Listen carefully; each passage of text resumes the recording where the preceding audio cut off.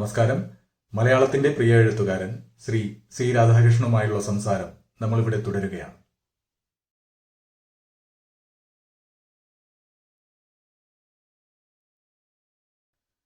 ഉപനിഷത്ത് ദർശനങ്ങളും ഗീതാദർശനവും അതിനോടനുബന്ധിച്ചുള്ള പലതരം വിചാരധാരകളും ഉണ്ടായിട്ട് പോലും ദൈവം, ആധ്യാത്മികത അല്ലെങ്കിൽ സ്പിരിച്വാലിറ്റി തുടങ്ങിയ കാര്യങ്ങളിലേക്ക് വരുമ്പോൾ ഒരു മിസ്റ്റിസിസം അല്ലെങ്കിൽ മിസ്റ്റിഫിക്കേഷൻ, രഹസ്യങ്ങളുടേതായ ഒരു രീതി, ഗ്ലോറിഫിക്കേഷൻ, ഇതെല്ലാം വലിയ രീതിയിൽ കാണപ്പെടാറുണ്ട്.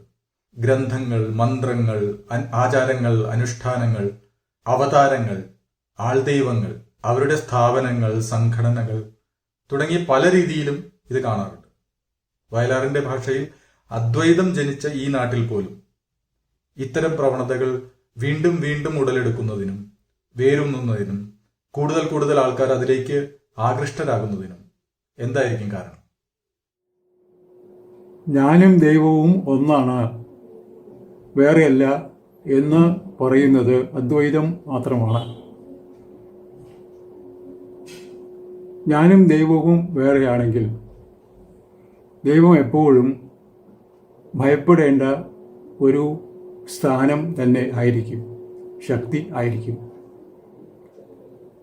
അറിയാൻ കഴിയാത്ത, അടുക്കാൻ കഴിയാത്ത ഒരു ശക്തിയുമാണല്ലോ അത്. അപ്പോൾ അതിനും നമുക്കും ഇടയിലുള്ള മറ എങ്ങനെയെങ്കിലും മറികടക്കാനുള്ള ഉപാധികളായിട്ട് ആരെങ്കിലും നമ്മളെ സമീപിച്ചാൽ നമ്മൾ ആ ഉപാധിയിൽ വീണുപോകും. അങ്ങനെയാണ് പുരോഹിതന്മാർ ആദ്യമേ ഉണ്ടായത് എന്നാണ് നമുക്ക് കണക്കാക്കാനാവുക. ദൈവം എന്നത് പേടിക്കേണ്ട ഒന്നാണെങ്കിൽ അതിനെ എങ്ങനെ നമ്മുടെ വശത്താക്കാം, അനുകൂലമാക്കാം എന്നൊക്കെ ഉള്ളതിന് ഭൂമിയിലെ ആളുകളെ അനുകൂലമാക്കുന്നതിൻ്റെ മാതൃകകൾ നമ്മൾ സ്വീകരിക്കുകയാണ്.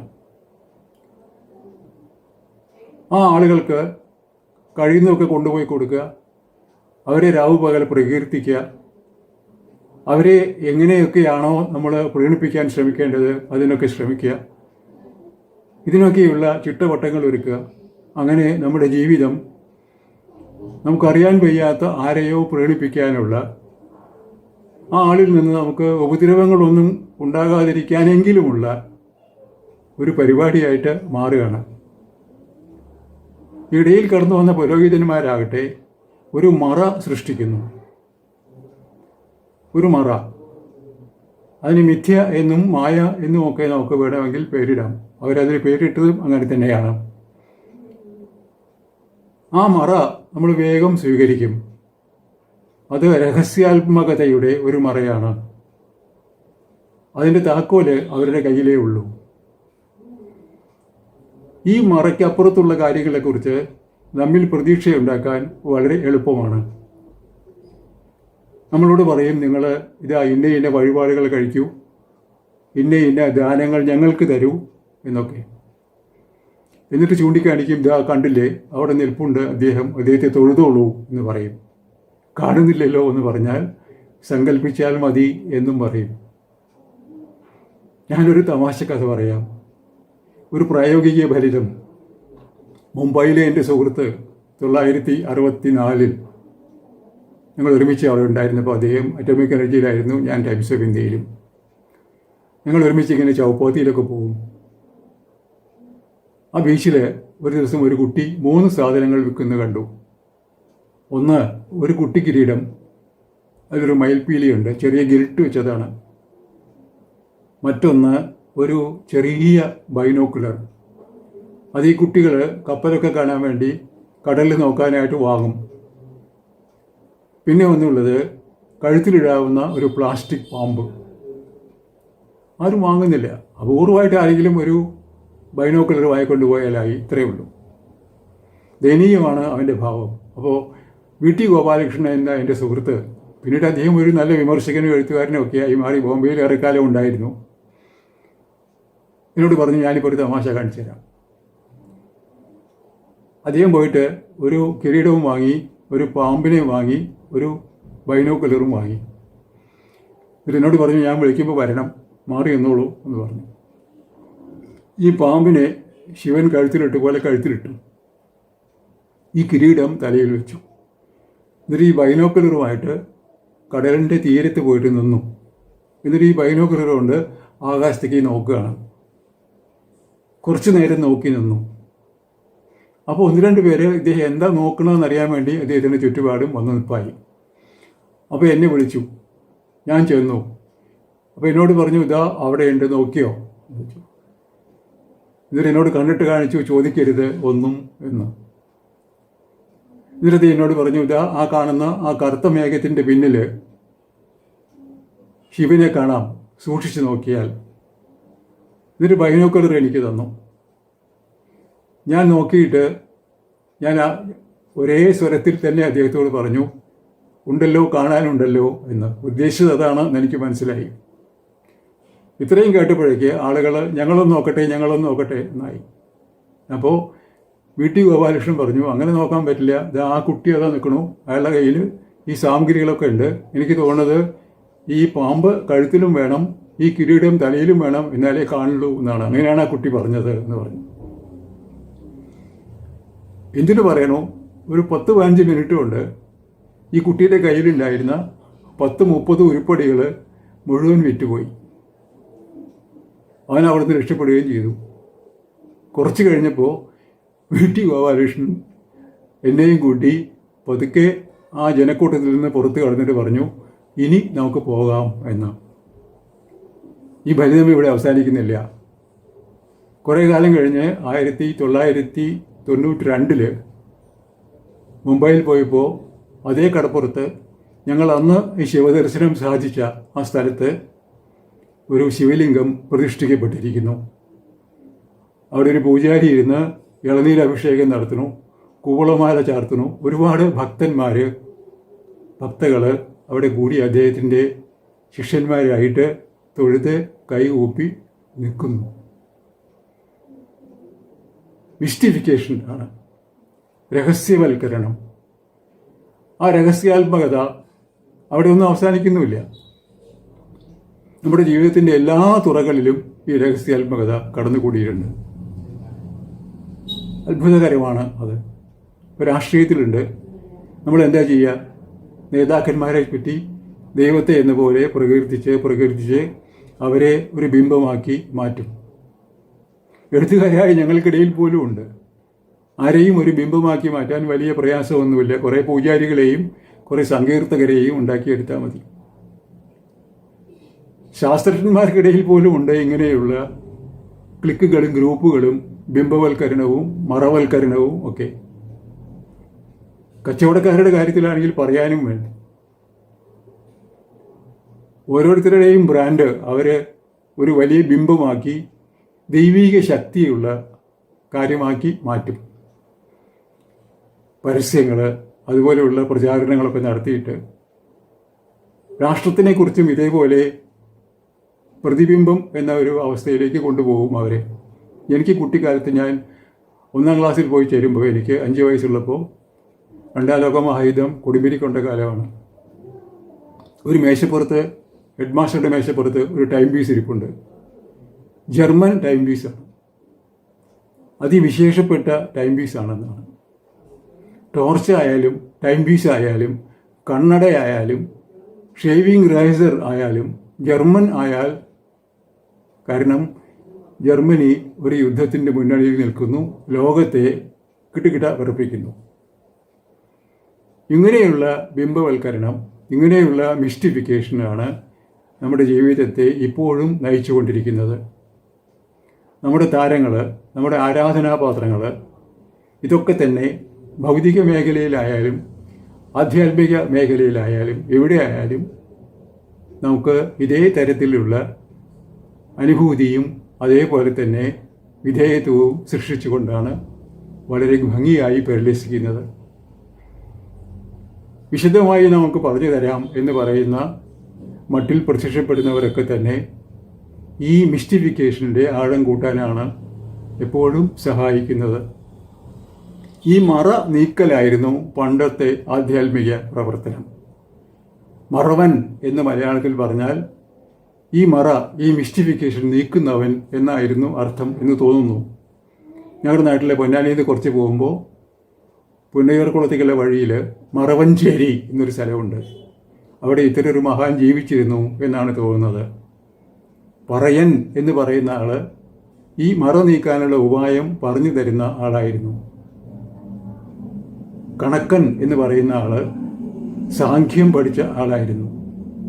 ഇവരൊക്കെ പിന്നീട് സമുദായത്തിൻ്റെ താഴേക്കിടയിലേക്ക് തള്ളപ്പെടുകയും പൗരോഹിത്യം മറ്റേ മറവ് ഒന്നായി ഏറ്റെടുത്ത ആളുകളുടെ കയ്യിലേക്ക് പോവുകയും അവർ അതിൻ്റെ ആധിപത്യം കൊണ്ട്, ഇപ്പോൾ നോക്കിക്കോളൂ, നമ്മുടെ എല്ലാവരുടെയും മതങ്ങളിൽ എന്തുമാത്രമുണ്ട് ഈ വ്യവസായവൽക്കരണം എന്ന്. ജനിക്കുന്നത് ഒരുപാട് കർമ്മങ്ങൾ ചെയ്യേണ്ട ഒരു കാര്യമാണ്. അതൊരു ജനന വ്യവസായം നിലവിലുണ്ട്. പിന്നെ ഓരോ ഘട്ടത്തിലും എപ്പോഴായാലും, വിവാഹം കഴിക്കുമ്പോഴായാലും, പിറന്നാളിനായാലും, എവിടെ വെച്ചായാലും നമുക്ക് കർമ്മങ്ങളുണ്ട്. അതിനൊക്കെ നമുക്ക് സഹായം വേണം. അതൊക്കെ വ്യവസായങ്ങളാണ്. മരിച്ചാലുള്ള കാര്യം പറയുകയും വേണ്ട. അതൊരു വൻ വ്യവസായമാണ്. എന്തുമാത്രം അതിന് ധനം ഈടാക്കാൻ കഴിയുമെന്ന് കാശിയിലോ ഗയയിലോ എവിടെ പോയാലും വേണ്ട, ചെറിയ സ്ഥലമായ പുൽപ്പള്ളിയിൽ പോയാൽ പോലും നമുക്ക് കാണാനായിട്ട് സാധിക്കും. മഹാവ്യവസായമാണ് എന്നർത്ഥം. എല്ലാ മതങ്ങളിലും ഉണ്ട് അത്. ശവസംസ്കാരം എന്ന് പറയുന്നത്, ഫ്യൂണറൽ എന്ന് പറയുന്നത് ഒരു വൻ വ്യവസായമാണ്. അതിൻ്റെ മാഹാത്മ്യത്തിൻ്റെ അളവ് അതിനെത്ര കാശ് ചെലവാക്കുന്നു എന്നതാണ്. സ്വർഗത്തിലേക്കുള്ള യാത്രയ്ക്ക് തീർത്തും ഇൻഷുറൻസ് നൽകുന്ന ആളുകൾ വരെയുണ്ട് ആ കൂട്ടത്തിലെ കമ്പനികൾ. പിന്നെ അതിന് ആവശ്യക്കാരായിട്ട് ഒരുപാട് പേരുള്ളത് കൊണ്ട് വ്യവസായത്തിൻ്റെ വ്യാപ്തി വർദ്ധിച്ചാണ് വരുന്നത്. അതുപോലെ തന്നെയാണ് അതിൽ പങ്കെടുക്കുന്ന ആളുകളുടെ വലിപ്പം. എത്ര വലിയ പുരോഹിതനാണ് വരുന്നത് എന്നുള്ളതാണ് ഒരു സംസ്കാരത്തിൻ്റെ മാഹാത്മ്യത്തിൻ്റെ അളവ് എന്ന് നമുക്കറിയാം. ഇങ്ങനെയൊക്കെ എല്ലാ തുറകളിലും ഈ ഒരു വിഭാഗീയത, മനുഷ്യനും ദൈവവും തമ്മിലുള്ള വിഭാഗീയത മുതലെടുത്തുകൊണ്ട് ഒരുപാട് ചൂഷണം നടന്നുകൊണ്ടിരിക്കുകയാണ്. ഇതിന് എന്താ അവസാനം ചോദിച്ചാൽ ഇത് മാത്രമാണ്: ഈ അദ്വൈതം എന്ന ആശയം വേരുപിടിച്ച് ഉറയ്ക്കുക എന്നുള്ളത് മാത്രമാണ്.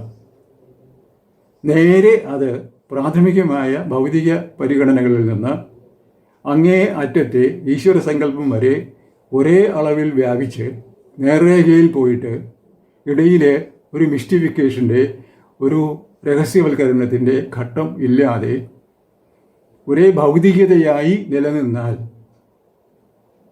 അതിന് സഹായിക്കാൻ സയൻസിന് പോലും ഇതുവരെ കഴിഞ്ഞിട്ടില്ല. ഇപ്പോൾ എന്താ ചെയ്യണമെന്ന് വെച്ചാൽ, ഈ മറ ഉണ്ടാക്കുന്ന ആളുകൾ തന്നെ സയൻസ് കൊണ്ട് നമുക്കിത് അപ്പുറത്തുള്ളത് സാധൂകരിക്കപ്പെട്ടിരിക്കുന്നു എന്ന് ഒരു തരം ദുഷ്പ്രചരണം നടത്തുകയാണ്. അപ്പോൾ സയൻസുകാർക്കും സന്തോഷമായി. ഒന്നും വേണ്ട, പോപ്പുലർ സയൻസ് എന്ന പേരിൽ നമ്മുടെ നാട്ടിൽ അറിയപ്പെട്ട മിക്കവാറും എഴുത്തുകളുടെ പുറകിൽ ഏതെങ്കിലും ഒരു പ്രത്യേക രാഷ്ട്രത്തിൻ്റെ ശാസ്ത്ര പ്രവർത്തനത്തെയോ, ഒരു പ്രത്യേക കമ്പനിയുടെ പ്രവർത്തനത്തെയോ, ഒരു പ്രത്യേക മരുന്ന് കമ്പനിയുടെ ഉൽപ്പന്നത്തെയോ ഒക്കെ പ്രകീർത്തിക്കുകയായിരുന്നു നമ്മുടെ പ്രാഥമിക കർത്തവ്യം എന്ന് നമ്മൾ അറിയുന്നേയില്ല. ഒരു ശാസ്ത്രമാസിക ഒരു വലിയ പരസ്യപ്പലകയായിട്ട് അധപ്പതിക്കുന്ന കാര്യം എൻ്റെ കൺമുന്നിൽ ഞാൻ കണ്ടിട്ടുള്ളതാണ്. സഹിക്കാവുന്നതിനപ്പുറമാണ് ആ പരിണതി എന്ന് മനസ്സിലാക്കിയിട്ടും ഉള്ളതാണ്. ഇതൊന്നും ഇങ്ങനെയല്ല വേണ്ടത് എന്ന് പറയാൻ നമുക്ക് കുറേ പേരുണ്ടായിരുന്നു. അവരാണ് നാസ്തിക ദർശനക്കാരായ ന്യായ വൈശേഷികാദികളുടെ കർത്താക്കൾ, സാഖ്യം ഒക്കെ. പക്ഷെ അവർക്കൊരു അബദ്ധം പറ്റിയത്, ലക്ഷ്യമൊന്നുമില്ല അപ്പുറത്ത്, ഈശ്വരൻ ഇല്ല, ആവശ്യമില്ല എന്ന് പറഞ്ഞു പോയതാണ്. അത് ഇതിലേറെ വലിയ അപകടമാണ്, അരാജകത്വമാണ് എന്ന് നമുക്കറിയാം. ഈശ്വരനുണ്ട്, അത് ദ്വൈതമാണ്, അത് ഇങ്ങനെയാണ് ഇരിക്കുന്നത്, അതിന് ഞങ്ങളൊക്കെ വേണം എന്ന് പറയുന്ന ഒരു കൂട്ടർ ഇപ്പുറത്ത്, ഈശ്വരനില്ല, ന്യായം മാത്രം മതി എന്ന് പറയുന്ന ഒരു കൂട്ടർ അപ്പുറത്ത്, രണ്ടും രണ്ട് അപകടങ്ങളിലേക്ക് പോകുമ്പോൾ നടുക്കുള്ളത് ഈ അദ്വൈത പരിഗണന മാത്രമാണ് എന്നുള്ളതാണ് നേരെ. പക്ഷേ ഈ നേരെ വിളിച്ചു പറയുമ്പോൾ സൂക്ഷിക്കണം. ഒരു കഥയുണ്ടല്ലോ, പണ്ടൊരു സൂചിമുഖി പക്ഷിയുടെ കഥ. കാട്ടിൽ വാനരന്മാരെ ഒരു ശൈത്യകാലത്ത് തണുപ്പ് സഹിക്കാൻ വയ്യാതെ കഷ്ടപ്പെട്ട് എന്തു വേണമെന്ന് ആലോചിച്ചപ്പോൾ അവരിലൊരു ബുദ്ധിജീവി പറഞ്ഞു, കുഴപ്പമില്ല, ഞാൻ വഴി കണ്ടുപിടിക്കാം എന്ന് പറഞ്ഞിട്ട് ബാക്കി കുരങ്ങന്മാരോടൊക്കെ രാത്രിയാണ് ചുറ്റുപാടും നടന്ന് കിട്ടാവുന്നത്ര മിന്നാമിന്നികളെ പിടിക്കാൻ പറഞ്ഞു. അവർ കുറേ മിന്നാമിന്നികളെ പിടിച്ചു കൊണ്ടുവന്നു. എന്നിട്ട് ഇയാൾ എന്ത് ചെയ്തു വെച്ചാൽ അതിനെയൊക്കെ ഒരു ചപ്പില കൂമ്പാരത്തിനകത്തിട്ട് ബാക്കി കുരങ്ങന്മാരോട് ഊതിക്കൊള്ളാൻ പറഞ്ഞു. ഊതി അതിനെ കത്തിക്കാൻ പറഞ്ഞു. അവർ ഊതിക്കൊണ്ടിരിക്കുകയും മിന്നാമിന്നികളൊക്കെ പറന്നു പോകാൻ തുടങ്ങി. ഈ ബുദ്ധിജീവി നേതാവ് വീണ്ടും ദേഷ്യപ്പെട്ട് അവരെ വീണ്ടും പറഞ്ഞയച്ച് വീണ്ടും പിടിച്ചുകൊണ്ട് വന്നു. വീണ്ടും വീണ്ടും പറന്നുപോയി. ഈ ഗതികേട് തുടർന്ന് നടക്കുന്നത് കണ്ടിട്ട് മനം നൊന്ത് മരത്തിൻ്റെ മുകളിൽ കഴിയുന്ന ഒരു സൂചിമുഖി പക്ഷി താഴത്തിറങ്ങി വന്നിട്ട് ഈ കുരങ്ങന്മാരോട് പറഞ്ഞു, നിങ്ങൾ ഈ മണ്ടതരം കാണിക്കണ്ട, ഇത് തീയല്ല, അത് ഊതിയാൽ കത്തില്ല എന്ന് പറഞ്ഞു. ആകെ ദേഷ്യം പിടിച്ച് ഇരിക്കുന്ന ഈ കുരങ്ങൻ നേതാവ് എന്താ ചെയ്തറിയോ? സൂചിമുഖിയെ പക്ഷി ചാടി പിടിച്ച് നിലത്തടിച്ച് കൊന്നു കളഞ്ഞു. ഓ, എൻ്റെ ഒരു ബുദ്ധി എന്ന് ഒരു ആക്രോശവും അതിൻ്റെ കൂടെ ഉണ്ടായി. അതുകൊണ്ടാണ് വേദവ്യാസർ ഗീതയിൽ പറയുന്നത്, ന ബുദ്ധിവേദം ജനയേത് അജ്ഞാനാം കർമ്മസംഖ്യനാം. ഇങ്ങനെയുള്ള കാര്യങ്ങളിൽ, ഇങ്ങനെ ഈ മിന്നാമിന്നിയൊക്കെ പിടിച്ച് ഊതുന്ന തരത്തിലുള്ള കാര്യങ്ങളൊക്കെ ചെയ്യുന്ന ആളുകളുടെ മനസ്സിലേക്ക് ബുദ്ധിഭേദം ഉണ്ടാകുന്ന വാക്കുകൾ പറയരുത് എന്ന്. എന്താ പറഞ്ഞാൽ ഇതന്നെയാണ് പറഞ്ഞാലത്തെ അവസ്ഥ. അതുകൊണ്ട് അത് പറയരുത് എന്നാണ് ഗീതാകാരൻ തന്നെ നമ്മോട് ദയാപുരസ്സരം ഉപദേശിക്കുന്നത്. പിന്നെ എന്തിനാ ഇത് പറഞ്ഞു വെച്ചാൽ, ഇതിൽ കേൾക്കുന്ന ആരും മിന്നാമിന്നിയെ ഊതുന്നവരായിട്ടുണ്ടാവില്ല എന്ന എൻ്റെ ഒരു ഉറച്ച വിശ്വാസം കൊണ്ടാണ്. തന്നെയല്ല, ലോകം കുറേശ്ശെ ഇപ്പോൾ ഈ ഫ്രം ഹിയർ ടു എറ്റേണിറ്റി എന്ന് പറയുന്ന അവസ്ഥയിൽ ഭൗതികമായ ഒരു നേർരേഖയാണ് എന്ന തീരുമാനത്തിലേക്ക് നീങ്ങിക്കൊണ്ടിരിക്കുകയാണ്. അങ്ങനെ ഒരു കാര്യമാണ് പ്രപഞ്ച മാതൃകയായിട്ട് ഞാനും അവതരിപ്പിച്ചിട്ടുള്ളത്. ഇതാണ് ആത്യന്തികമായി നമുക്ക് ശരിയായിട്ടുള്ള സംഗതി എന്നതിൽ ഒരു സംശയവും ആർക്കും വേണ്ട. ലോകത്തിനും നാളെ അങ്ങനെ ഒരു സംശയം ഉണ്ടാവില്ല എന്നാണ് എൻ്റെ ഉറച്ച വിശ്വാസം. അങ്ങനെ ഈ ലോകം വിശ്വാസപരമായി എല്ലാ മിസ്റ്റിഫിക്കേഷൻസും രഹസ്യാത്മകതകളും നീങ്ങി നമുക്ക് നന്നായി കാണാനും പെരുമാറാനും മനസ്സിലാക്കാനും സുഖിക്കാനും ആനന്ദിക്കാനും ഒക്കെയുള്ള ഒരു സ്ഥലമായി മാറാൻ അദ്വൈതം എന്ന ഗീതാദർശന മഹാസങ്കല്പത്തെ ഉപയോഗിക്കാൻ നമുക്ക് കഴിയുമാറാകട്ടെ നാളെയെങ്കിലും എന്നാണ് വീണ്ടും എൻ്റെ പ്രാർത്ഥന.